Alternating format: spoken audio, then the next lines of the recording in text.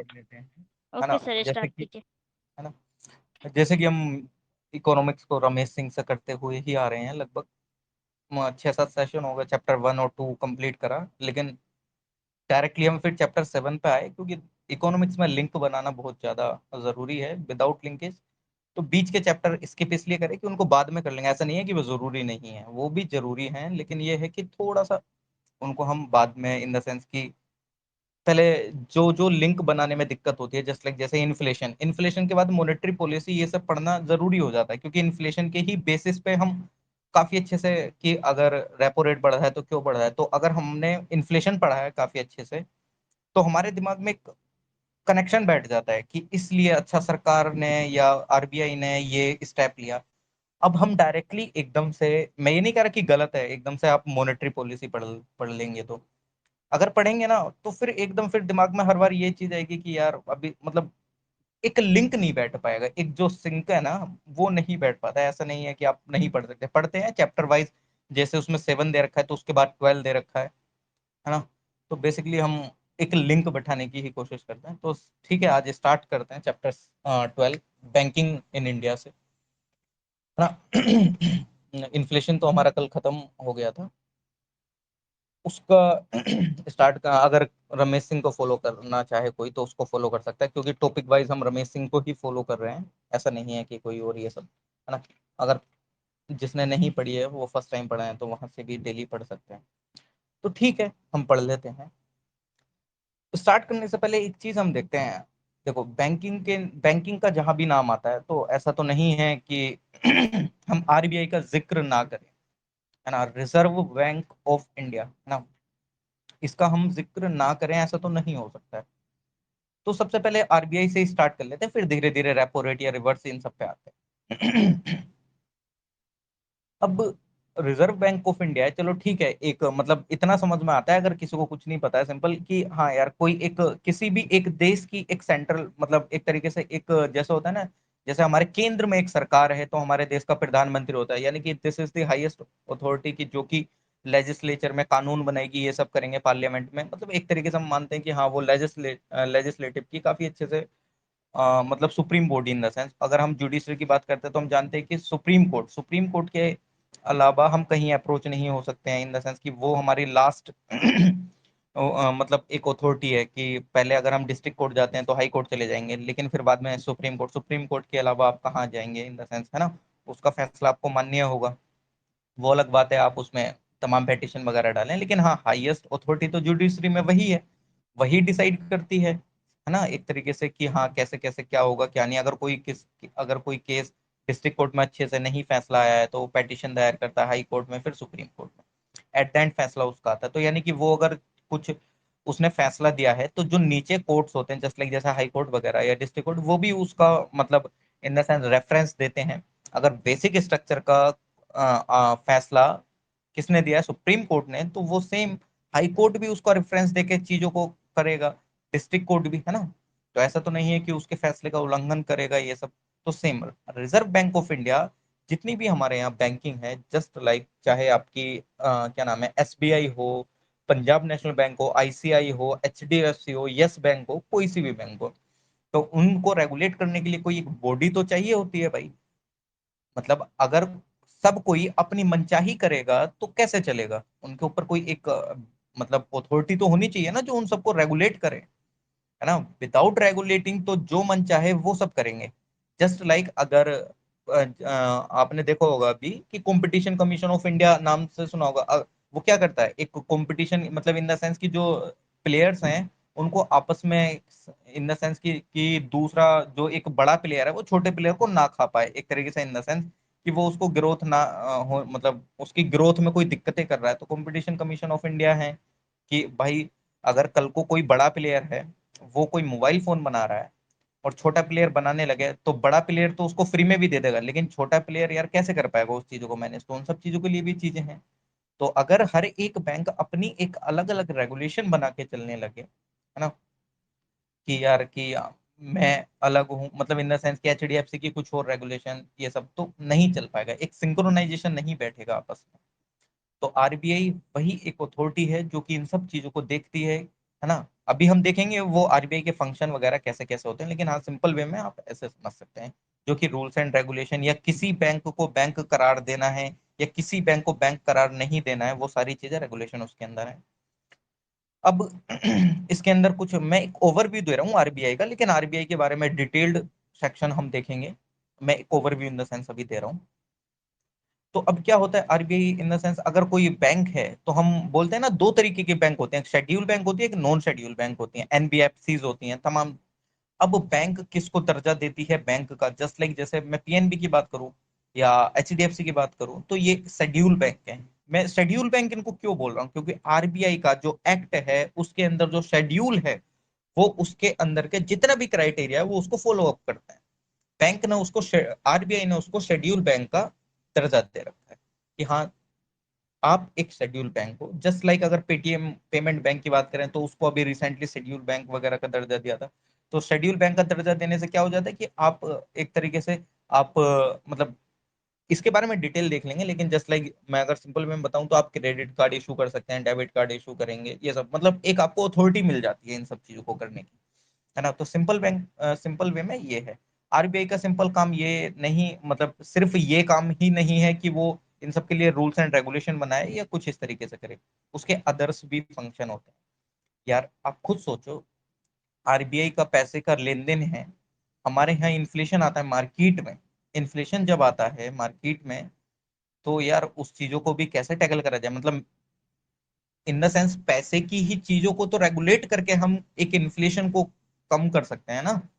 तो यानी कि इन्फ्लेशन को कम करने में आरबीआई भी अपना रोल निभाता है ना। आरबीआई अपना रोल कैसे निभाता है वो हम देखेंगे, repo rate, reverse repo rate, bank rate, L F, MSF, इन सब के थ्रू देख लेते हैं। चलिए ठीक है कि इन्फ्लेशन वगैरह वाली बातें तो ठीक है, लेकिन यार उससे पहले एक चीज और होती है, सीआरआर, एसएलआर, ये हमने सुनी तो बहुत है, लेकिन एक लिंक नहीं हो पाता है कभी। यानी कि कैश रिजर्व रेशियो एक एसएलआर होता है। चलो इन्फ्लेशन वाली चीजों को कि कैसे कंट्रोल होंगी उनको भी थोड़ा सा साइड में रखते हुए पहले सीआरआर और एसएलआर को देख लेते हैं कि ये क्या चीज होती है। मतलब अगर कोई बैंक है, मान लो अगर कोई बैंक दिवालिया घोषित हो जाती है, या वो यस बैंक जैसे अभी रिसेंटली हो गया था उसके साथ, तो यार कंडीशन तो इनके साथ भी हो जाती होंगी। तो फिर ये सब चीजों को टैकल करने के लिए क्या है, जस्ट लाइक अगर मैं रेंट पे दिल्ली में करोल बाग या राजेंद्र नगर में रह रहा हूँ, तो मेरे से सिक्योरिटी डिपॉजिट तो वो भी लेता है, रेंट ओनर भी। तो क्या इनके साथ भी कुछ ऐसा सीन होता है क्या यार बैंक के लिए? ऑब्वियसली उन्हीं चीजों को पढ़ने के लिए हम सीआरआर और एसएलआर पढ़ते हैं। सीआरआर आप समझ सकते हैं, कैश रिजर्व रेशियो। यहां से एक चीज तो क्लियर हो जाती है, इसको पहले डेफिनेशन, पहले इसी को देख लेते हैं। जस्ट लाइक मैं हूं, या पीएनबी बैंक है, पीएनबी बैंक को कुछ परसेंट अपना किसके पास रखना पड़ता है, आरबीआई के पास। लेकिन वो कुछ परसेंट है क्या, मतलब वो है क्या चीज, कि ठीक है आपने बोल तो दिया कि कुछ परसेंट रखना पड़ता है, लेकिन क्या कुछ परसेंट, किसका क्या परसेंट रखना पड़ता है, क्यों रखना पड़ता है ना। तो ठीक है देख लेते हैं। देखो सीआरआर में बेसिकली जैसे कि मैंने बोला ना, कैश रिजर्व रेशियो, यानी कि अपने जस्ट लाइक मैं वही एग्जांपल ले रहा था आरबीआई किसका, पंजाब नेशनल बैंक का। जिस टाइम पे पंजाब नेशनल बैंक सेटअप हुई या कोई भी बैंक सेटअप होती है,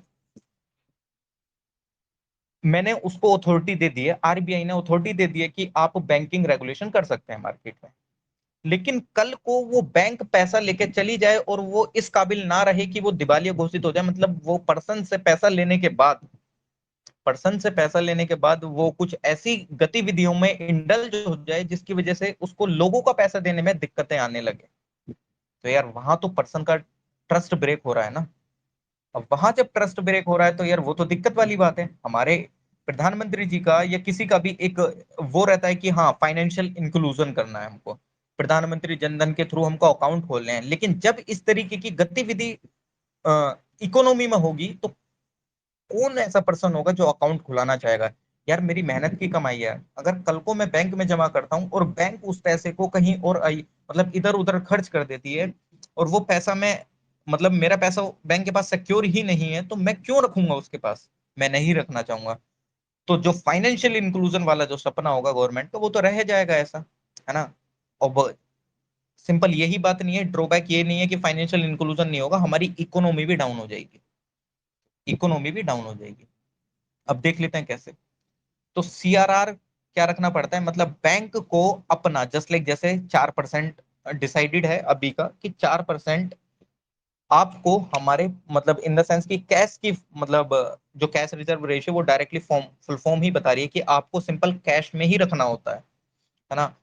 यू कैन नॉट मतलब आप उसमें ये नहीं कि आप अपना गोल्ड दे दें, ये दे दें। इसकी भी अभी एक इसके पीछे भी थ्योरी है कि हम कैश में ही क्यों रखती है कोई बैंक सीआरआर बैंक के आरबीआई के पास, है ना। अभी एसएलआर को जिस टाइम पे अभी कंपेयर करेंगे ना सीआरआर से कि ऐसा क्या डिफरेंस आ जाता है कि वो बैंक सिर्फ कैश में ही क्यों रखती है यार, अदर फॉर्म में क्यों नहीं रखती है।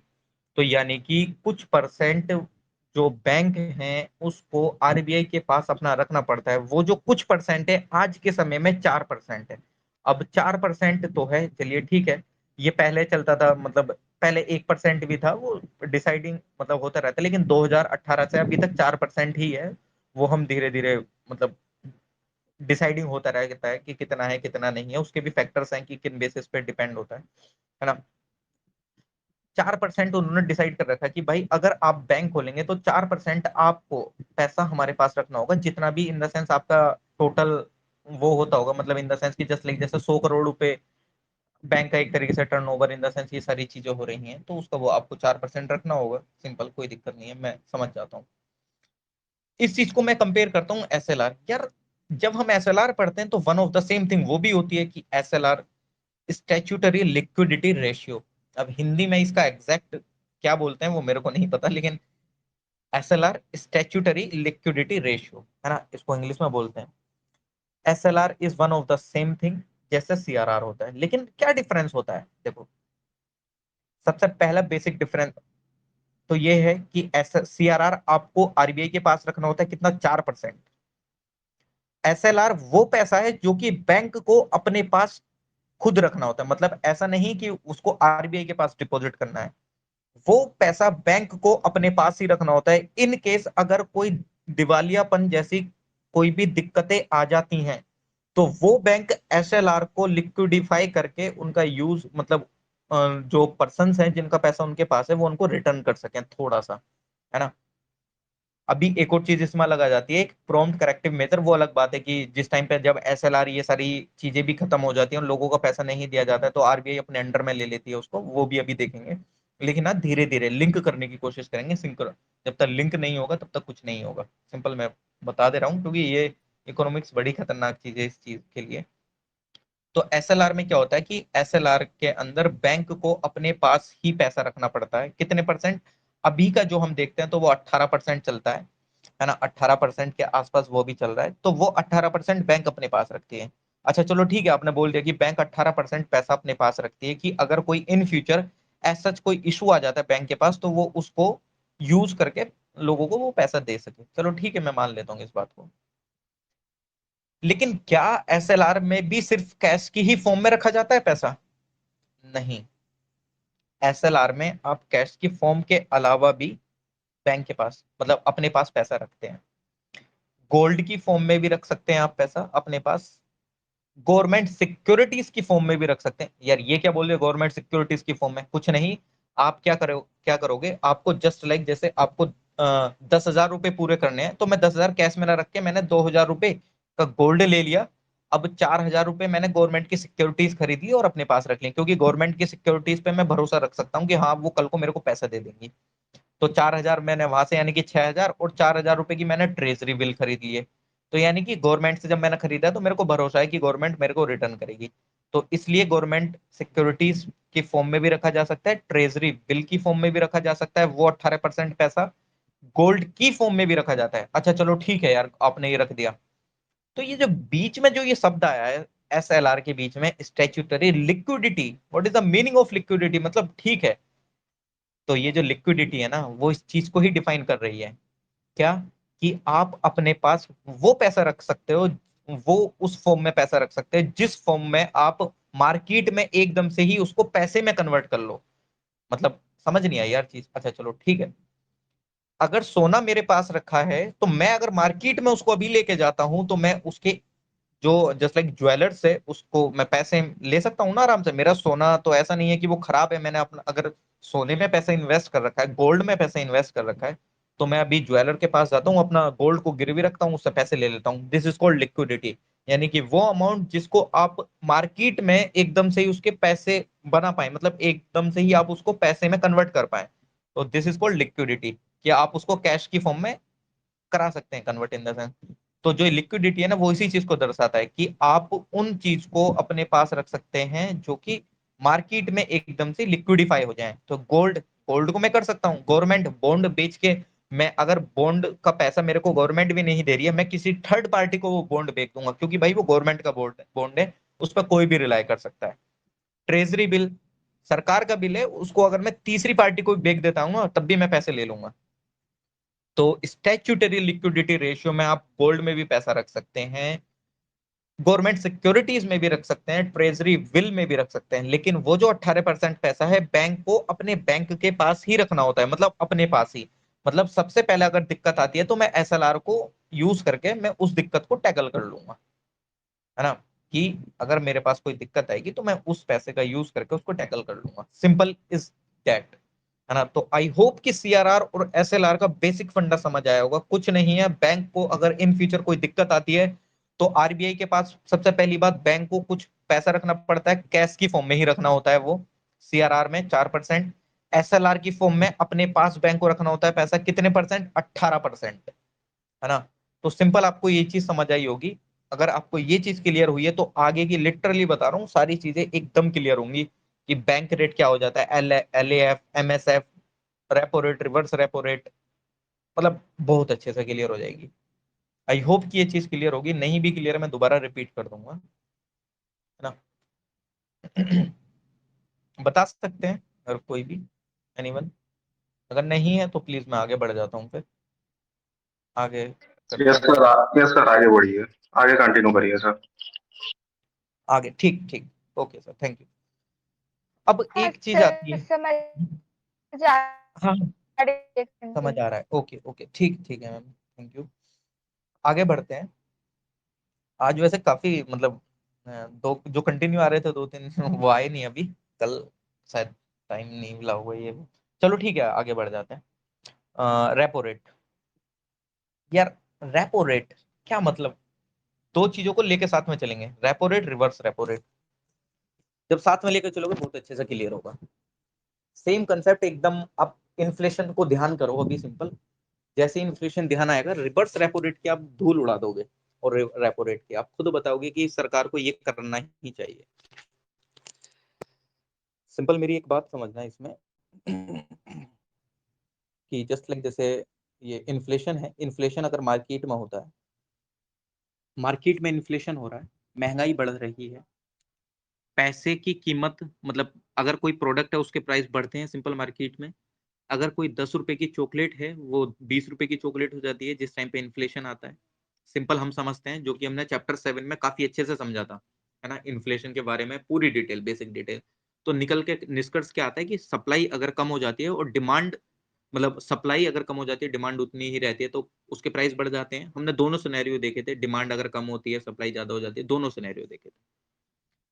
अब यार, जो बेसिक कमोडिटीज हैं जो कि एक पीपल के लिए बहुत जरूरी है खाने पीने के लिए, मान लो नमक, तेल, ये सब, अगर ये पैसे ज्यादा हो जाते हैं मार्केट, मतलब इन द सेंस कि अगर इनका जो प्राइस है वो बढ़ जाता है, क्या एक आम इंसान जो पहले 100 रुपए का एक सरसों के तेल की बोतल को खरीद रहा था, वो 300 रुपए अगर उसके प्राइस हो जाते हैं, क्या वो सरसों के तेल को खरीदेगा? अगर खरीदेगा भी तो वो उसको इतने अच्छे से यूटिलाइज करके खाएगा? नहीं यार, वो उसको थोड़ा थोड़ा कम कम कम कम कम कम कंज्यूम करके खाएगा, नहीं खाएगा। इंडियन इकोनॉमी बेसिकली क्या है कि यहाँ पे मार्जिनल लोग काफी रहते हैं, मिडिल क्लास लोग सब हम रहते हैं, तो हमका सबको ध्यान रखना है ना। अब यहाँ पे सब अमीर तो नहीं रहते हैं, ऐसा तो नहीं है कि सारे रिच पीपल हैं, हायर क्लास के लोग हैं, उनको सबका ध्यान रखना होगा ना, विदाउट उसके तो नहीं कर सकते। अब महंगाई तो आ गई है मार्केट में, महंगाई को कम कैसे करेंगे भाई? मतलब महंगाई तो चलो ठीक है आ गई है, अब महंगाई को कम कैसे करा जाए? अच्छा, कोई कुछ बोल रहे हैं क्या? नाज, आपका जी। Mic off. हाँ हाँ, प्लीज बोलिए। अच्छा ठीक, कोई नहीं। मैं कंटिन्यू करता हूँ। अब क्या होता है, देखो सिंपल, अभी रिवर्स रेपो रेपो को थोड़ा सा हल्का सा साइड में रखना, बस एक कंसेप्ट को ध्यान में रखना अभी। सिंपल, अगर लोगों के पास पैसा है तो वो डिमांड करेंगे। मान लो कि आप लोग जितने भी हैं, चाहे वो नाज, अर्नब, विवेक कुमार, पर मतलब जितने भी आप लोग हो, अगर आपके पास पैसा है तो आप चीजों को खरीदेंगे। मतलब आप अपने आप का मन नहीं मारेंगे। मतलब जस्ट लाइक अगर आप एक करोड़पति इंसान हैं, अगर आपके सामने लंबोर्गिनी निकल के जा रही है तो आपके मन में आया खरीदने का, तो 2 सेकंड नहीं लगेंगे आपको उसको खरीदने के लिए। लेकिन वहीं आप एक मिडिल क्लास पर्सन हैं और आपके पास सिर्फ लाखों में इनकम है, करोड़ों में इनकम नहीं है, तो अगर आपके सामने से लंबोर्गिनी निकलती है तो आप 10 बार सोचोगे कि मैं खरीदूं कि नहीं खरीदूं। अगर मैंने ये खरीदी तो मेरे आगे के आने वाले 10 साल बेकार गुजरेगी उनकी जिंदगी, कि मैं खाने पीने लायक भी नहीं रहूंगा। सिंपल ये वाला सिनेरियो होगा, है ना। तो सेम यहां से एक बहुत अच्छा कंसेप्ट क्लियर हो रहा है कि अगर मार्केट में पैसे आते हैं तो डिमांड क्रिएट होती है। अगर मार्केट में पैसे नहीं है तो डिमांड क्रिएट नहीं है। अगर लोगों के पास पैसे हैं तो वो प्रोडक्ट की डिमांड करेंगे, अगर लोगों के पास पैसे नहीं है तो प्रोडक्ट की डिमांड नहीं करेंगे। अगर ये कंसेप्ट क्लियर हुआ तो प्लीज बता बता दीजिए, क्योंकि इसी कंसेप्ट के ऊपर आपके सारी चीजें डिपेंडेंट हैं। विदाउट इसके कुछ भी नहीं है।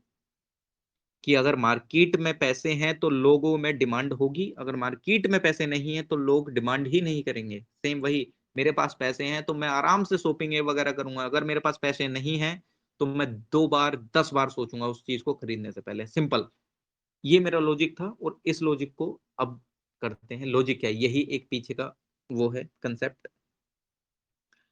अब रेपो रेट पे आ जाता हूँ। सेम रेपो रेट यही है। अगर मार्केट में डिमांड बहुत ज्यादा है तो इसका मतलब क्या होता है, लोगों के पास बहुत ज्यादा पैसे हैं।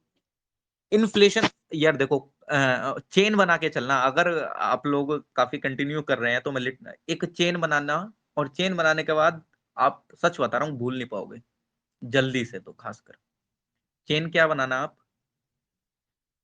मैंने आपको एक चीज बताई थी, डिमांड ज्यादा होती है मार्केट में। डिमांड ज्यादा होती है तो सप्लाई कम होती है, तो उस टाइम पे प्राइस हाई होते हैं क्योंकि डिमांड ज्यादा है। अभी मैंने एक चीज बताई थी, लोग डिमांड कब करेंगे, जब मार्केट में पैसा होगा। लोग किसी चीज की डिमांड कब करेंगे, जब मार्केट में पैसा होगा, यानी कि उनके पास पैसा है तभी वो डिमांड कर रहे हैं।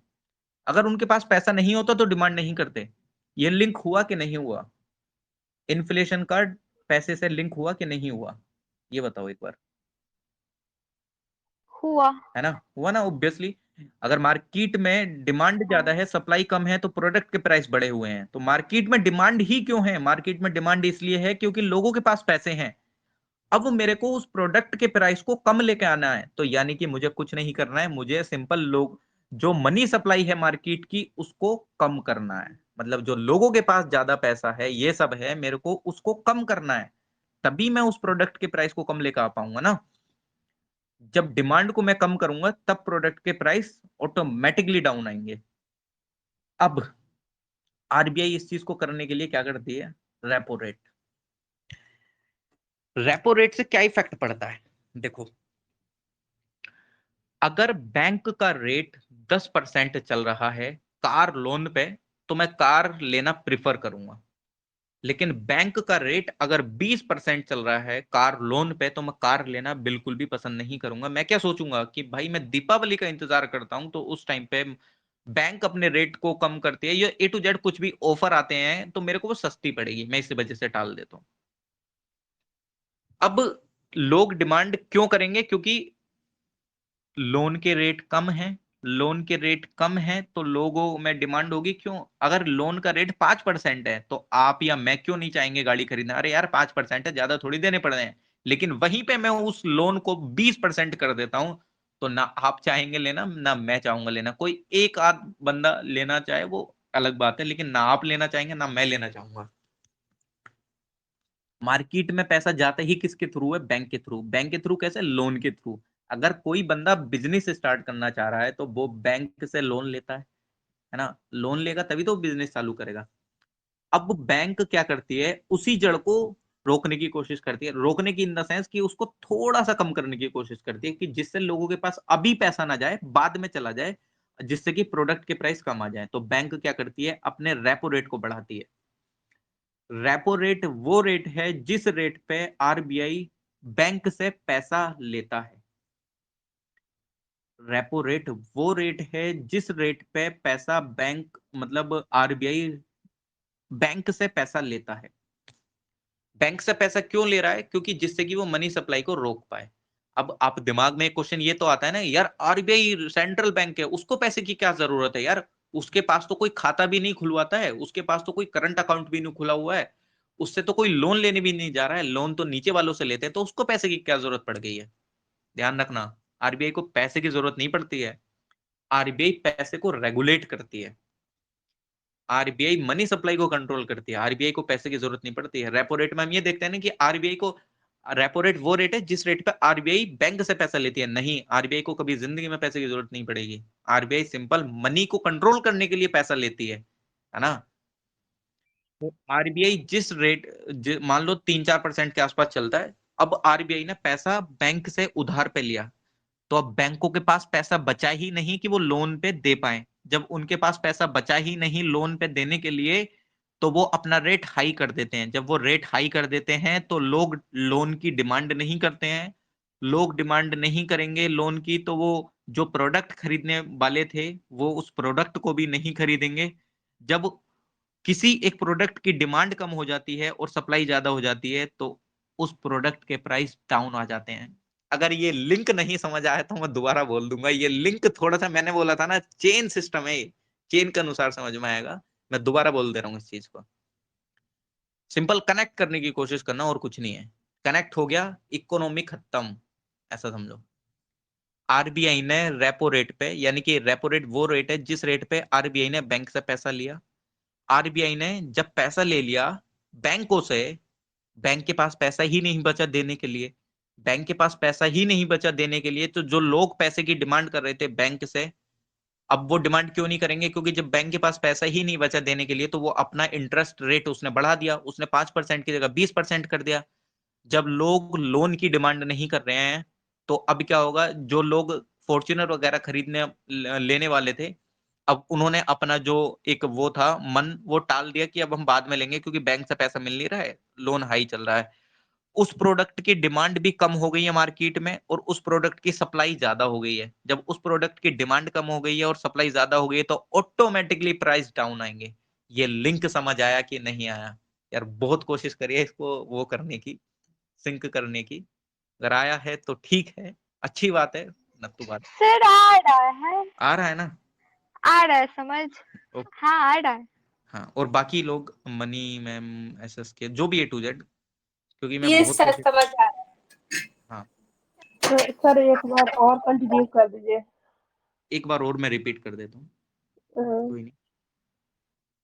देखो, रेपो रेट वो रेट है सिंपल जिस रेट पे आरबीआई पैसा लेती है बैंक से। मान लो 4% की दर पे आरबीआई ने पैसा ले लिया बैंकों से, बैंकों से पैसा लेने के बाद क्या हुआ, बैंक के पास पैसा बचा ही नहीं लोगों को उधार देने के लिए। जब लोगों को उधार देने के लिए उसके पास पैसा बचा ही नहीं, तो वो अपने लोन के इंटरेस्ट को महंगा कर देगी, क्योंकि उसके पास पैसा ही नहीं है। लोग इतनी डिमांड कर रहे हैं लोन की, अबे भाई इतने ज्यादा लोग डिमांड करेंगे तो वो अपना इंटरेस्ट रेट को हाइक कर देती है। उसने 5% से 20% कर दिया, क्यों कर दिया, क्योंकि उसके पास खुद के पास पैसा नहीं है देने के लिए, तो लोग डिमांड ना करें इसलिए उसने 20% कर दिया। आप खुद सोचो, मैं 5% पे लोन लेना चाहूंगा ना, मैं 20% पे तो लोन लेना नहीं चाहूंगा। तो बैंक ने उस डिमांड को कम करने के लिए अपने इंटरेस्ट रेट को 20% कर दिया। अब मैंने बैंक से लोन नहीं ले रहा हूं, मैं फॉर्च्यूनर की डिमांड कर रहा था कि मैं फॉर्च्यूनर खरीदूंगा बैंक से लोन लेके। अब मैंने क्या करा, मैंने वो अपना जो वो था आइडिया वो टाल दिया कि अब मैं 1-2 साल बाद लूंगा, जब बैंक के लोन कम हो जाएंगे, कम रेट पे आ जाएंगे, मतलब जब 5% के आसपास आ जाएंगे। अब मैंने जब वो टाल दिया, तो मैंने फॉर्च्यूनर की डिमांड नहीं करी, फॉर्च्यूनर की डिमांड कम नहीं करी, तो जो कंपनी है वो तो फॉर्च्यूनर लगातार बना रही है।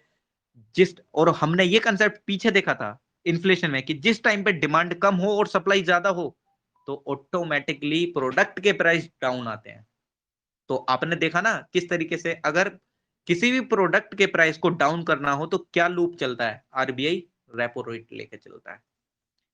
आई होप कि ये क्लियर हुआ होगा आप।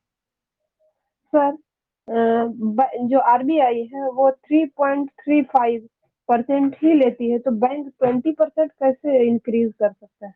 ये मैंने चीज नहीं समझ में हाइपोथेटिकली आई। बोला है, वो 15% कर देता है मैम। क्रेडिट कार्ड पे 36% का इंटरेस्ट लेता है बैंक, 36% का इंटरेस्ट। हाँ, पर आरबीआई 3.35% ही तो अभी करंट में ले रहा है। मैम 100 करोड़ का 3% कितना होता है, मानते हो ना आप कितना? 3 करोड़। वो 3% भी लाखों अरबों रुपए में है उसके लिए। हमको ऐसा लग रहा है कि 3% कितनी छोटी कम कम अमाउंट है, लेकिन अगर आप इसको कैलकुलेट करो, बैंक के पास तो कम अमाउंट नहीं है ना। 60,000 करोड़ रुपए का टर्नओवर रहता है एसबीआई का, 1-1 लाख करोड़। अब आप मान लो 10,000 करोड़ रुपए का 3% निकालोगे, कितना निकलेगा, है ना? या 10% भी निकालोगे तो वो जो अमाउंट होती है ना, वो हमें 3% लग रही है, लेकिन वो कई हजार करोड़ रुपए में जाती है अमाउंट। तो बैंक को वो चीज को टैकल करने के लिए, मैं ये नहीं कह रहा कि वो 20% करता है, 15% कर देता है वो। ये जो क्या नाम है, पंजाब नेशनल बैंक 12-12% कर देता है, 13-13% कर देता है, 14-14% कर देता है। एजुकेशन लोन पे, कार लोन पे, होम लोन पे बहुत बहुत कमाते हैं पैसे। मोर्टेज लोन बढ़ा देते हैं, तमाम इंटरेस्ट बढ़ाते हैं। आप कभी देखना इनका इंटरेस्ट रेट, आप अभी ये जी गूगल। सर, अभी 12% चला रही है तो। हाँ, अब आप देखो, अब मैं 12% पे लेना प्रिफर थोड़ी करूंगा। जिस टाइम पे वो 8% आएगा तब मैं लेने को सोचूंगा। तो अब मैंने अपना लोन लेने का आइडिया जो था वो टाल दिया। लोन लेने का आइडिया क्यों टाल दिया? तो मैं जिस प्रोडक्ट के लिए लोन ले रहा था, तो उस प्रोडक्ट की मैंने डिमांड कम कर दी। डिमांड कम कर दी तो अब क्या होगा? सप्लाई ज्यादा होगी तो ऑटोमेटिकली उसके प्राइस कम आ गए। जी सर। मैं बहुत अच्छे से कोशिश करी थी ये चीज समझाने की, क्योंकि मुझे पक्का पता था ये वाली चीजें विदाउट लिंकेज नहीं होती। अब आप खुद समझो, अगर मैं चैप्टर 7 इन्फ्लेशन का पहले नहीं उठाता, तो मैं लिटरली बोल रहा हूँ कि ये वाली चीजें नहीं क्लियर होती। तो इसलिए मैंने पहले ही बोला कि जो चीजें मैंने फेस करी थी मैं उसके अकॉर्डिंग चलूंगा, कि हाँ आप भी फेस कर सकते हैं, तो वो चीजों को थोड़ा सा होके साइड में चला जाए, है ना? क्योंकि मैंने स्टार्टिंग में यही चीज फेस करी थी कि मैं लिंक नहीं कर पा रहा था, लेकिन जब बाद में लिंक हुआ तो मुझे समझ आया कि इस चैप्टर के बाद ये चैप्टर पढ़ना जरूरी है, तब मैं लिंक कर पाऊंगा। अब आ जाते हैं रिवर्स रेपो रेट पे। रेपो रेट तो आप नहीं भूलेंगे इतनी तो मुझे, अब अगर आपने एक बार इसका फ्लो चार्ट बना लो ना, एक बार ऐसी में वेंडर मतलब ऐसी गोल गोल कर कर करके एक फ्लो चार्ट बना दो, एक ऐसा फ्लो चार्ट बन जाएगा, दिमाग में कभी हटेगा नहीं फिर। रिवर्स रेपो रेट पा जाते हैं। रिवर्स रेपो रेट, अब आप खुद समझो ना, यानी कि रेपो रेट का उल्टा, यानी कि मार्केट में डिमांड क्रिएट करने के लिए कुछ होगा, है ना? या मनी सप्लाई को बढ़ाने के लिए कुछ चीज होगी, ये भी एक तरीके से। मतलब जब रेपो रेट को मनी सप्लाई को कम करने के लिए यूज करा गया, तो यानी कि ये रेपो रेट के आगे रिवर्स लग गया, यानी कि मनी सप्लाई को ज्यादा करने के मतलब ज्यादा करने के लिए ये चीज करी गई है। तो रिवर्स रेपो रेट वो रेट है जिस रेट पे बैंक, यानी कि Punjab national bank, HDFC bank, all over जितने भी बैंक्स हैं, वो आपका क्या, एक तरीके से हम बोलते हैं ना, वो पैसा लेते हैं किससे? आरबीआई से, इन द सेंस। या आप इसको अदर वे में बोल सकते हैं, जिस रेट पे आरबीआई पैसा देता है किसको? इनको, बैंक्स को, है ना? इन द सेंस कि उस वे में आप। हेलो, कोई कुछ बोल रहे हैं, प्लीज बोलना चाहे तो प्लीज बोल सकते हैं। नहीं सर, अच्छा, कुछ नहीं। ठीक है, ठीक है ना? अब इसमें क्या होता है कि जस्ट लाइक, जैसे अगर मैंने रेपो रेट से मैंने क्या करी थी, बैंक मतलब मार्केट में डिमांड क्रिएट करी थी ऑब्वियसली, मतलब डिमांड मनी सप्लाई को कम करा था। अब मेरे को मनी सप्लाई को ज्यादा करना है, यानी कि ऑब्वियसली बात है, मनी सप्लाई का ज्यादा करना, तो यानी कि मार्केट में डिमांड का बढ़ाना।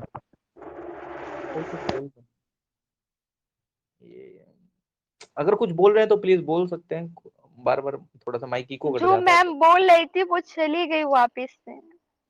अच्छा अच्छा, वो कुछ, हाँ उनका नाम था अरे की वगैरह कुछ ऐसे करके। आर से कुछ था, पता नहीं। अब क्या होता है कि जस्ट लाइक अब इसमें रिवर्स रेपो रेट में कि वो रेट इन द सेंस कि जस्ट लाइक कि एक सेकंड रुकना यार, मैं थोड़ा सा पानी पी लेता हूं, 2 मिनट।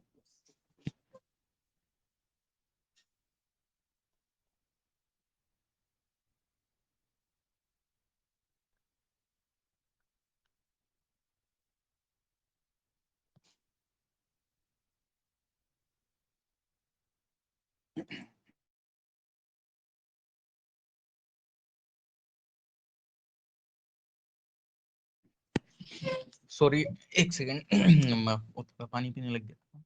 अच्छा यार, एक चीज करोगे थोड़ा सा यार, मैं थोड़ा सा फ्लो में एक चीज हो गया था, हो जाता है कभी कभी, मैं ज्यादा फ्लो में हो गया था, बस एक एक थोड़ा सा वहां पे एक इम्प्रोवाइज करना है। मैं दोबारा रिपीट कर देता हूँ, मेरे को अभी जस्ट क्लिक करा यार, वो थोड़ा सा हो गया।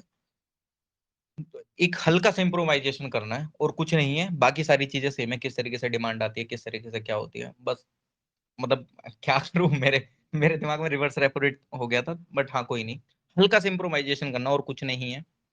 हल्का सा इम्प्रोवाइजेशन क्या है उस चीज के लिए सॉरी, बट हाँ थोड़ा सा फ्लो में हो जाता है कभी कभी, कोई नहीं, मैं उसको बता देता हूँ कि क्या है क्या नहीं। हल्का सा इम्प्रोवाइजेशन कहाँ पे क्या करना है।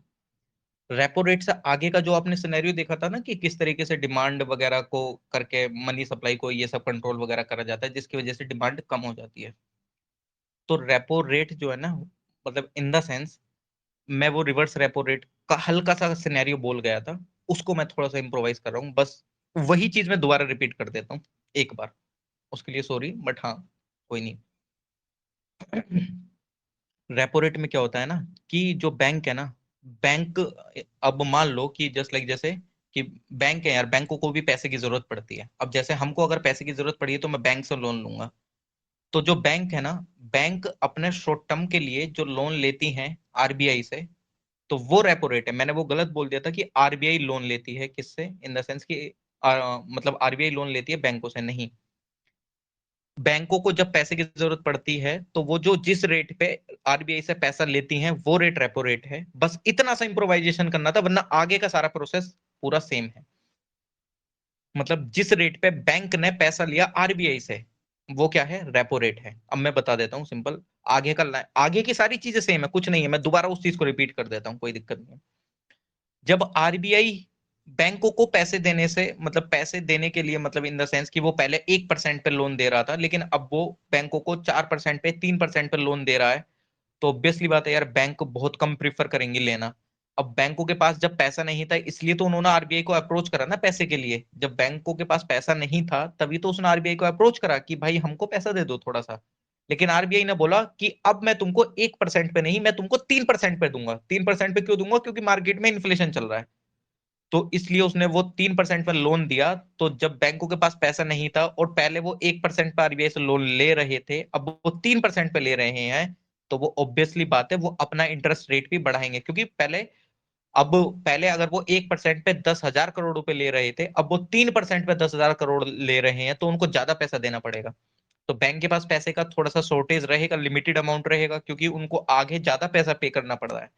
तो जब उनको आगे ज्यादा पैसा पे करना पड़ता है तो वो अपने इंटरेस्ट रेट बढ़ा देते हैं। फिर वही सेम प्रोसीजर, जब इंटरेस्ट रेट बढ़ाएंगे तो लोग लोन लेना प्रीफर नहीं करेंगे, फिर वो डिमांड क्रिएट नहीं होगी मार्केट में। डिमांड क्रिएट नहीं होगी तो प्रोडक्ट की सप्लाई इतनी ज्यादा हो जाएगी, तो उसके ऑटोमेटिकली रेट डाउन हो जाते हैं। तो सिंपल इतना सा इंप्रोमाइजेशन था कि बैंक जिस रेट पे आरबीआई से लोन ले रही हैं वो रेपो रेट है। जब आरबीआई ने ही अपना रेट बढ़ा दिया 1% से 3%, अब उनको ज्यादा पैसा देना पड़ेगा आरबीआई को, है ना। तो वो चीज, उस चीज को करने के लिए तो भाई अब बैंक अपना रेट भी बढ़ाएंगे। अब मान लो मैं किसी से अगर उधारी लेता हूं और वो मेरे को 1% पे पहले देता था, लेकिन अब उसने मेरे को 10% पे देना चालू कर दिया है। अब मैं अपनी तरफ से किसी और को उधारी दे रहा हूं, तो मैं भी अपना रेट बढ़ाऊंगा ना यार, कम थोड़ी रखूंगा। क्योंकि जब मैं आगे 10% का रेट दे रहा हूँ, अब कोई सब्जी वाला है, सब्जी वाला आलू मंडी से खरीद के लेकर आ रहा है 100 रुपए किलो, तो वो मेरा रिश्तेदार थोड़ी होगा जो मेरे को 20 रुपए किलो में दे के जाएगा। ऑब्वियसली बात है, वो 150 रुपए किलो में देगा, है ना। तो ये चीज को समझना था, और मेरे को वो समझ में आ गया। प्लीज सॉरी यार, वो थोड़ा सा हो गया था, मैं फ्लो फ्लो में, मैं रिवर्स रेपो रेट मेरे दिमाग में चल रहा था, लेकिन मैं बोल रेपो रेट कर रहा था। कोई इशू तो नहीं है? अगर कोई इशू हो तो प्लीज बता दीजिएगा, नहीं सर, कोई इशू नहीं, कोई बात नहीं। है ना। वो हो जाता है थोड़ा सा फ्लो में, तो उसके लिए कोई दिक्कत नहीं है यार। सर सर एलटीआरओ क्या है जो क्या एलटीआरओ मैम, शायद एलटी, रेपो रेट का। हाँ हाँ मैम, वो आगे टर्म आएंगी ना। अभी पहले रिवर्स और रेपो रेट तो क्लियर हो जाए, बाकी जितनी भी टर्म है वो अपने आप क्लियर हो जाएंगी। आगे आने वाली टर्म्स हैं ये, LTRO, MCLR, MC, MSF, LAF.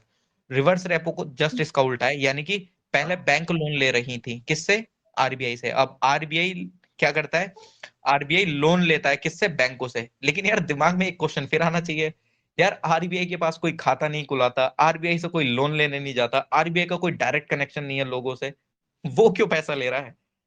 कुछ नहीं है ये। आरबीआई क्या करता है, सिंपल सिनेरियो ये है, जब बैंकों के पास ज्यादा पैसा हो जाता है तो वो आरबीआई के पास रख के अपना इंटरेस्ट कमाते हैं। अब यार मेरे पास पहले 10,000 रुपए हुआ करते थे, मेरे पास 1 लाख रुपए आने लगेंगे, तो मैं क्या करूंगा, अरे यार चलो ठीक है बैंक में रख देते हैं, कुछ इंटरेस्ट तो आएगा ना। तो आरबीआई बेसिकली उधार नहीं लेता है, आरबीआई क्या करता है, ये जो बैंक है, मतलब ऐसा समझो, ये एक हमारी तरह कॉमन पीपल है, ये अपना पैसा किसको दे रही है, आरबीआई को, कि भाई हमको इंटरेस्ट देते रहना तू, तो इंटरेस्ट देते रहेगा वो, है ना। तो वो वाला सिनेरियो है कि जब बैंकों के पास ज्यादा पैसा आ जाता है तो वो आरबीआई के पास रखती है in a sense। हाँ सर मैम कह रहे बोलिएगा हैं please। In a simple word ये है हाँ कि हाँ। अगर मतलब बैंकों के पास ज्यादा पैसा हो गया, ठीक है, तो उसके पास कोई आ नहीं रहा लोन लेने के लिए, तो वो सोच रहा है कि आरबीआई के पास रख देता हूँ थोड़ा बहुत, तो लोन मतलब थोड़ा सा उसको इंटरेस्ट मिल जाए, इसीलिए वो डिपॉजिट करता है बैंक। एग्जैक्टली एग्जैक्टली, बहुत सही मैम। तो जिस टाइम पे बैंकों के पास ज्यादा पैसा हो जाता है तो वो आरबीआई को देते हैं और फिर वो वहां से अपना इंटरेस्ट कमाते हैं। वो क्यों देते हैं भाई, मार्केट में तो दे, मतलब मार्केट में अगर कोई डिमांड नहीं हो रही है लोन की तो वो उसको देते हैं। तो अब चलो ठीक है, आपने ये चीज तो बोल दिया, अब मार्केट में क्या इम्पैक्ट पड़ रहा है भाई इस चीज का, कि आपने उसको पैसा दे दिया ये सब, है ना। कोई बताएगा इस चीज से क्या इम्पैक्ट पड़ रहा है फिर मार्केट में? हेलो। हाँ मैम हेलो। प्लीज। जी हाँ हाँ सर, हाँ। सर ये गुड इवनिंग सर। सर इस पे गुड इवनिंग मुद्रास्फीति को सर एलएएफ बताइए सर मुझे आप जरा सा। मैम, मैं पक्का एलएएफ बताऊंगा, लेकिन हेलो। रिवर्स रेपो रेट का एक बार ये चीजें, मतलब क्या है ना, लिंक बैठता है मैम इन चीजों का थोड़ा सा, विदाउट लिंकेज अच्छा थोड़ा नहीं, सा इसी चीजें से different जैसे होती हैं। एलएएफ जो है वो मतलब इसी से रिलेटेड है ना, तो मुझे लगा शायद यहाँ थोड़ा सा मुझे कंफ्यूज हो रहा था, इस वजह से मैं बोल रही थी आपसे। हाँ मैं बताता हूँ, ये मैं पक्का। इन्फ्लेशन को कंट्रोल इफेक्ट होगा इस पे, इन्फ्लेशन पे सर।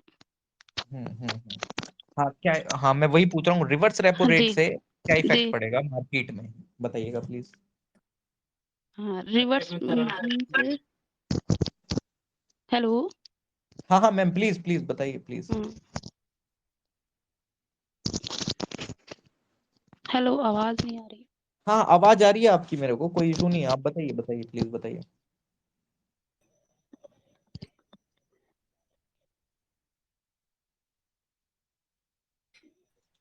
अच्छा वस्तुओं ठीक की है। मांग बढ़ सकती है सर।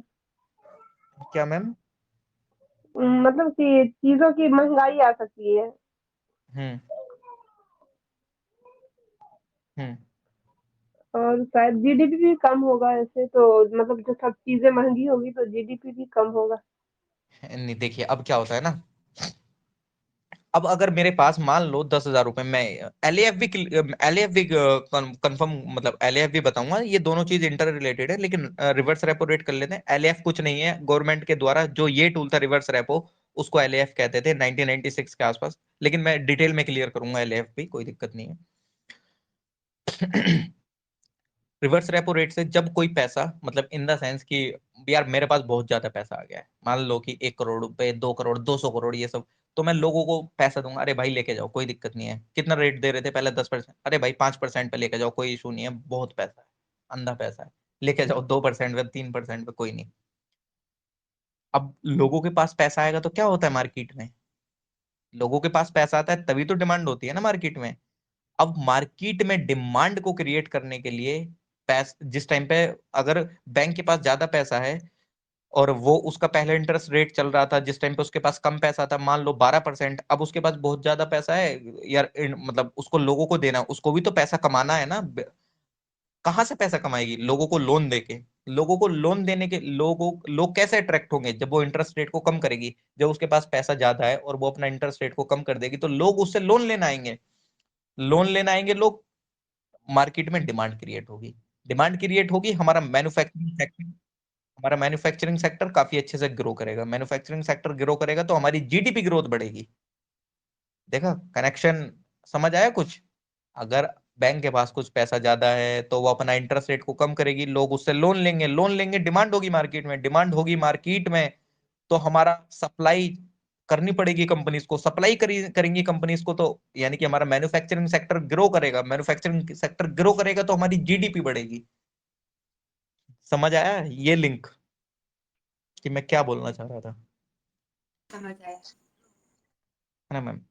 तो यानी कि एक एक रिवर्स रेपो रेट से और रेपो रेट से क्या क्या इफेक्ट पड़ता है मार्केट में, आपको समझ आ गया होगा कि बेसिकली ये मतलब बहुत मतलब कि इनके थ्रू काफी अच्छे से डिमांड को क्रिएट भी करा जा सकता है, डिमांड के थ्रू क्या करा जा सकता है, मतलब डिमांड के थ्रू बोल रहा हूँ, डिमांड को ज्यादा भी करा जा सकता है और कम भी करा जा सकता है। अब बात यहाँ पे आ जाती है कि जैसे आप लोग बार बार एल एफ ये सब बोल रहे थे, ये कुछ नहीं है, ये भी सेम रिवर्स रेपो रेट ही है। LAF term liquidity adjustment facility, है ना? लिक्विडिटी, अब मैंने क्या बोला था स्टार्टिंग में, इकोनॉमी में अगर आपको कभी टर्म समझ में भी नहीं आती है तो उस टर्म का ब्रेक करके देख लेना, कुछ ना कुछ लिंक जरूर मिल जाएगा। अब आप इस चीज को खुद बताएंगे। लिक्विडिटी एडजस्टमेंट फैसिलिटी, लिक्विडिटी, मैंने लिक्विडिटी क्या बोला? पैसा, है ना? मतलब जब मैं एसएलआर बोल रहा था तो मैं क्या रख रहा था, जस्ट लाइक गोल्ड, गोल्ड को मैं मार्केट में लेके जाता हूं तो उससे मैं पैसे कमा लेता हूं। अभी हम देखेंगे क्या चीज सबसे ज्यादा लिक्विडिटी है क्या नहीं, जब हम मनी मार्केट में M1 M2 M3 M4 ये सब पढ़ेंगे कि कौन सी चीज में सबसे ज्यादा लिक्विडिटी होती है। तो मान लो जस्ट लाइक जैसे गोल्ड को मार्केट में लेके जा रहा हूँ तो मैं उससे एकदम से पैसे में कन्वर्ट कर पा रहा हूँ। गवर्नमेंट बॉन्ड्स को लेके जा रहा हूँ तो उसको आसानी से कोई भी खरीद ले रहा है, पैसे में कन्वर्ट हो जा रहे हैं ये सब। तो वो जो पैसा है ना, जो लिक्विडिटी है, उसको कहाँ एडजस्ट करूं, मतलब एडजस्ट करने की फैसिलिटी, एडजस्ट कहाँ करता हूं मैं? आरबीआई पे। रिवर्स रेपो रेट में वही तो पढ़ा देते हैं, मतलब जो सरप्लस में पैसा होता है बैंकों के पास वो कहाँ पे रखती है अपना पैसा? आरबीआई के पास। तो लिक्विडिटी को एडजस्ट करने की फैसिलिटी यानी कि एलएएफ, ये टर्म यूज करी जाती थी 1996 तक, मतलब इन 1996 के आसपास ये स्टार्ट हुई थी टर्म यूज करना, जिसको हम आज के समय में रिवर्स रेपो रेट के नाम से जानते हैं, है ना? आई होप कि समझ हुआ होगा, समझ आया होगा। हाँ सर। चीजें क्लियर हुई कि नहीं हुई? भले से ही पूरा 1 घंटा repo rate reverse repo rate पे निकला है, लेकिन मैं लिटरली बोल सकता हूँ क्लियर हुआ होगा, मतलब इतना तो मतलब मैं समझता हूँ कि यार मैंने कोशिश जी सर, बहुत जी की, सर। है ना? हाँ सर, समझ आ रही है। जो जी मतलब सर, नहीं समझ आया। आएगी वो फिर एक बार रिकॉर्डिंग देखना पड़ेगा, सुन लेंगे तो क्यों नहीं, पूरा देखो अच्छे से क्लियर हो यस, जाएगी। हाँ हाँ हाँ, क्यों नहीं, क्यों नहीं, जरूर जरूर, ये चीजें दो दो तीन तीन बार रिपीट करके आप बहुत अच्छे से, लेकिन हाँ जिस मतलब एक लेमन टर्म्स में करने की मैंने बहुत पूरी भरपूर कोशिश करी। भले से 2 टर्म करी या 3 टर्म करी, हमने देखा क्या, एक आरबीआई का ओवरव्यू देखा, सीआरआर देखा, एसएलआर देखा, रेपो रेट देखा, रिवर्स रेपो रेट देखा। इसके बाद चीजें अच्छी अच्छी स्टार्ट होंगी, मतलब ये तो मतलब ये जो हमने पढ़ा ना, SLR CLR repo rate reverse repo rate, ये बेस था मॉनेटरी पॉलिसी का। अब जो चीज आएंगी वो बहुत इजी इजी हैं, चाहे वो एमएसएफ हो, बैंक रेट हो, एमसीएलआर हो, कुछ भी हो। अब आपके दिमाग में कड़ी बनना स्टार्ट हो जाएगी, जिसको बोलते हैं ना चेन, चेन बनना स्टार्ट हो जाएगा। मैं लिटरली बता रहा हूँ, इकोनॉमिक्स में इंटरेस्ट आपका जगा जगा दूंगा अगर जिसको बोरिंग लगती है तो। ये मेरी कोशिश है कि इकोनॉमिक्स में इंटरेस्ट जाग जाएगा आपका, बस अब जिनको थोड़ा सा वो बोरिंग लगती है। ठीक है, कोई नहीं, अगर आप लोगों को कुछ डाउट है या कुछ ऐसा तो प्लीज बता सकते हैं, या कोई भी जनरल क्वेरी है जो